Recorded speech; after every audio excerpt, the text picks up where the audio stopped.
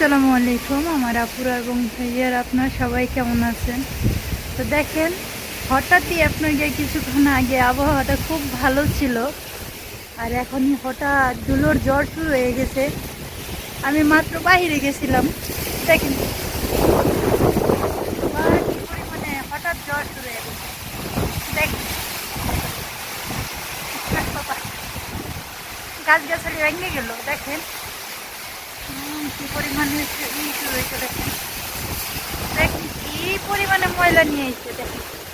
হায় আল্লাহ, বাবা বাবা, আধা ঘন্টা আগেও মনে করেন যে অনেক ভালো ছিল। দেখেন আধা ঘন্টা আগে অনেক ভালো ছিল, অনেক ভালো একটা পরিবেশ ছিল। আর এখন কি ভয়ানক তুফান ছেড়ে দিচ্ছে, ভয়াবহ তুফান। আমাদের তুফান আপনার কি বলবো, আমাদের বাঙালি ভাষায় তুফান বলে তো, ঝড় তুফান, সেটাই আর কি আমার মুখে চলে আইছে। দেখেন বালি উড়তেছে, দেখেন।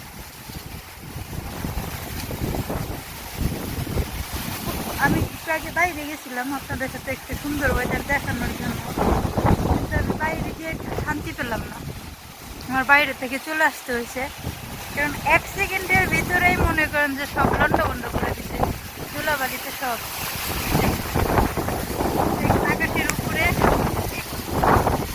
এত পরিমাণে বাতাস আর এত পরিমাণে বালি উঠতেছে, বাইরে থাকাটাও খুব কষ্ট কষ্ট।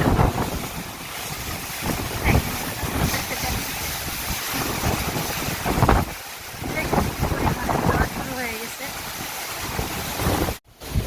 এই জ্বরটা আপনার গিয়ে শুরু হওয়ার কারণ হচ্ছে যে বৃষ্টি, শীতের দিন দিয়ে গরমের দিন আসবে, সেই জন্য এই জ্বরটা শুরু হয়ে গেছে। দেখেন আমার মোবাইলটা পর্যন্ত কাঁপতেছে, বাতাস এতটা পরিমাণে বাতাস, আর আপনারা বাতাসের শব্দটা শুনতেই পাচ্ছেন। দেখেন গাছগুলোর অবস্থা কি হয়েছে, দেখেন দেখেন গাছগুলোর কি অবস্থা, ভেঙে চুরে যাবে।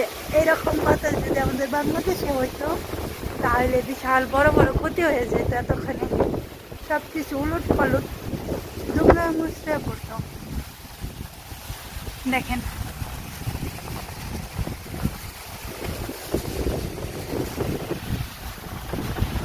ভিতরে চলে যাই, ঠান্ডা লেগে যাবে, কারণ বালি প্রচন্ড পরিমাণে বালি উঠতেছে আর বাতাস হইতেছে, চোখে মুখে আমার বালি যেতেছে।